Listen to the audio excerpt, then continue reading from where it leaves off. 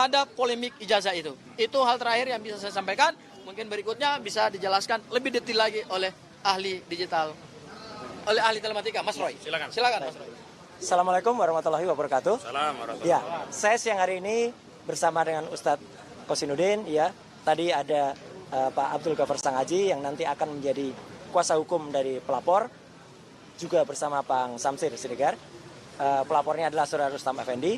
Saya adalah saksi yang ada di tempat itu waktu kejadian perkara, yaitu pada hari Selasa tanggal 25 November 2025 sekitar pukul 20:17, setidak-tidaknya antara pukul 20 sampai dengan 21, setidak-tidaknya pada hari Selasa tanggal 25 November bertempat di lantai 3 gedung tower salah satu TV swasta.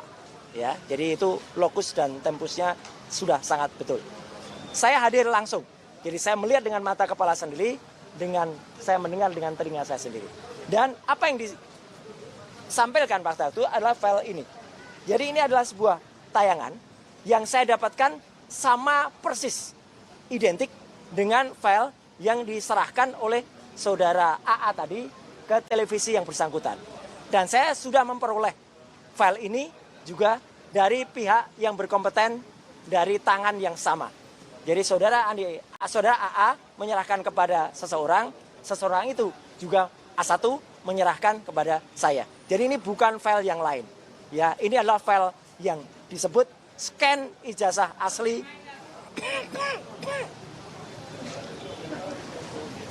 Fakultas Kehutanan UGM tahun 85. Nah, tadi sudah disampaikan oleh Pak Ustadz Kosinuddin ya, atau sebagai kuasa hukum juga sebagai koordinator non litigasi, bahwa ternyata file ini adalah file yang sama yang pernah diunggah atau diposting oleh saudara Dian Sandi Utama, kalau ini saya sebutkan namanya karena ada, pada tanggal 1 April. Rekan-rekan perhatikan gambar ini. Dua ciri yang sangat jelas. Ada noktah-noktah di lantai bawah, di bagian bawah, dan ada garis yang menunjukkan ini bukan ijazah asli. Kalau ijazah asli nggak akan ada garis ini. Ini adalah kopian atau hasil reprinting, cetak ulang dari berkas yang tidak diketahui itu berkas apa. Jadi dari sumber aslinya saja atau sumber ini sebenarnya bukan orisinal, bukan otentik. Tapi saudara Sandi itu sebenarnya sudah bisa juga. Cuman nanti itu belakangan, nanti kita proses. Karena dia menyebutkan ini file yang asli. Ini saya upload yang asli. Dengan perbandingan sederhana saja, bisa kita lihat bahwa kedua file ini adalah identik.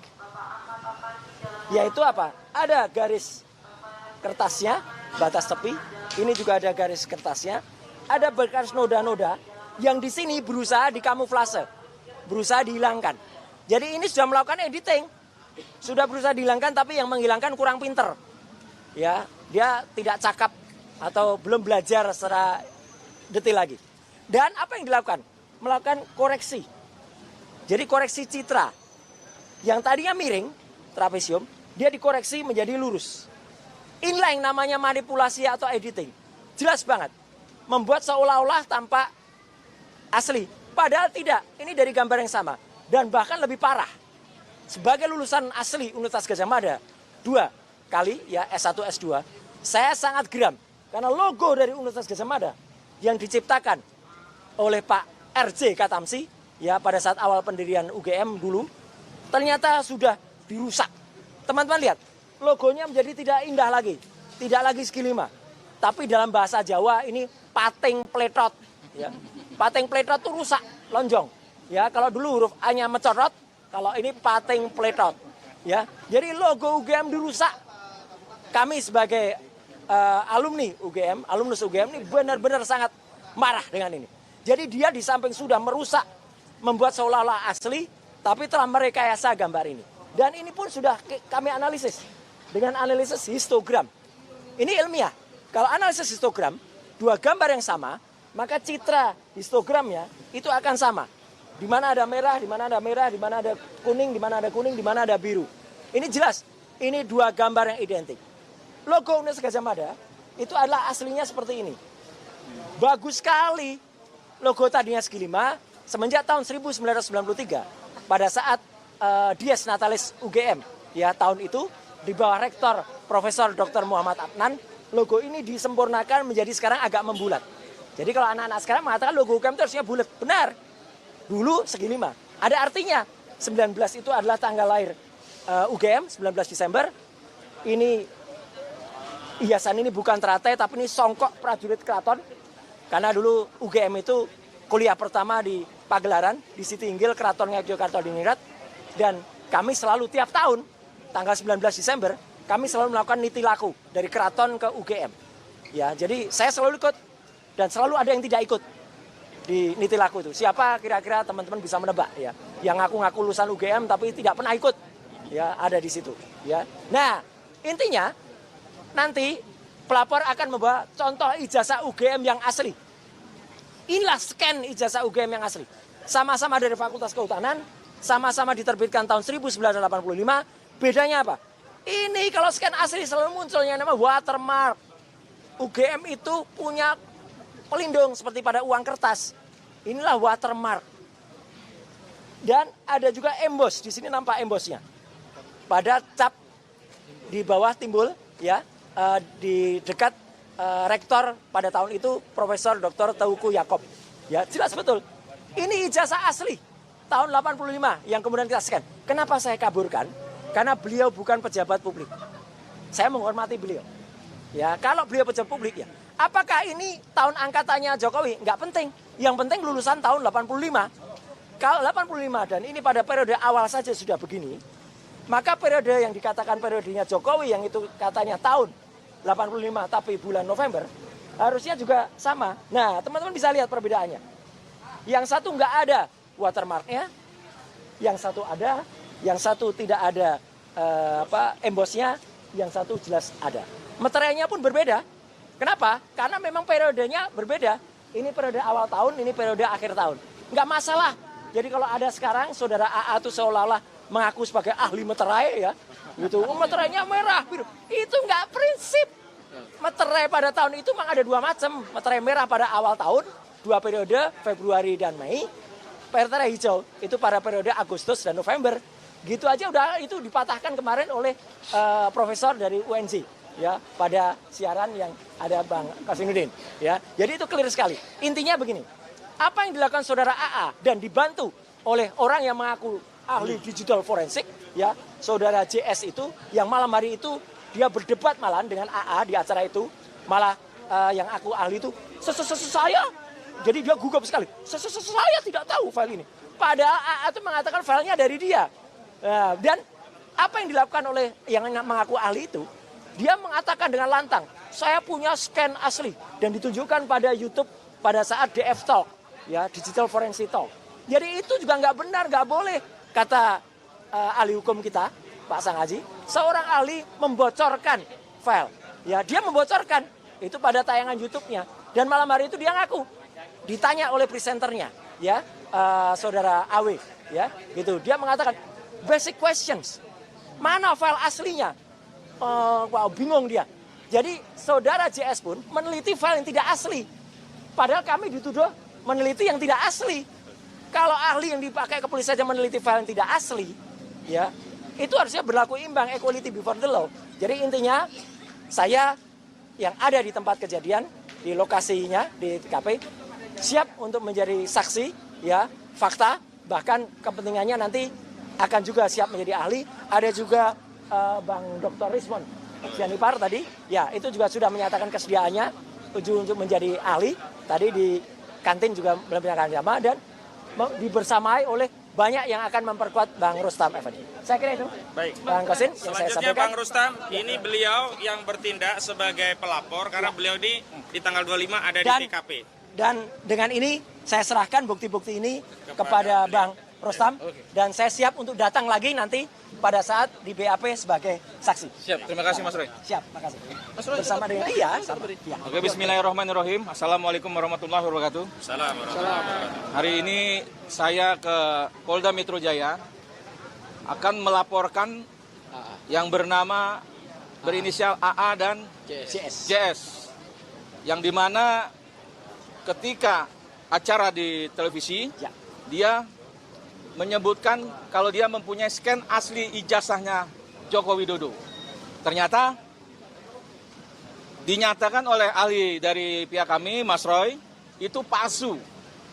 Artinya saya sangat terganggu sebagai tersangka dari salah satu 8 orang ini untuk mempertahankan perjuangan saya. Artinya apa yang dinyatakan orang-orang tersebut ini membuat saya semakin disudutkan. Tetapi saya akan bantah kalau itu mereka melakukan hal yang lebih parah daripada kami. Mereka membohongi publik. Padahal ijazah itu adalah sesuatu yang kita tunggu-tunggu untuk dihadirkan. Ternyata dia bilang ini asli, ternyata tidak. Oleh karena itu, hari ini saya menyatakan siap melawan yang bernama inisial AA dan JS.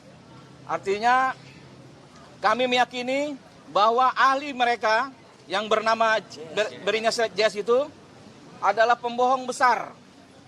Karena orang ini berbahaya apabila keilmuannya dipakai untuk membohongi publik. Apabila juga sangat berbahaya apabila orang ini dipakai oleh polisi, Polda untuk sebagai saksi ahli. Artinya orang ini tidak benar-benar sebagai ahli. Oleh karena itu, saya berharap laporan kami diterima oleh Polda Metro Jaya sebagai bentuk perlawanan saya yang dizolimi dengan bahasa mereka membohongi data-data ijazah yang kita tunggu-tunggu. Sampai hari ini saya masih meyakini bahwa ijazah Jokowi itu tidak ada. Dan itu palsu, kalaupun itu dihadirkan. Karena nanti akan timbul-timbul lagi hal-hal yang lain yang telah kami dapati. Ini belum kita bongkar saja. Untuk saat ini kira-kira seperti itu. Mohon dukungannya kepada rakyat seluruh Indonesia, kepada bangsa ini, untuk betul-betul kami bisa membongkar ijazah palsunya Jokowi. Kira-kira seperti itu. Ya. Wabillahi taufiq wal hidayah. Wassalamualaikum warahmatullahi wabarakatuh. Ada satu yang kelupaan, satu aja. Satu paling penting kelupaan, mohon maaf. Ini harusnya nanti ditegaskan lagi oleh kuasa hukum Pak Rustam.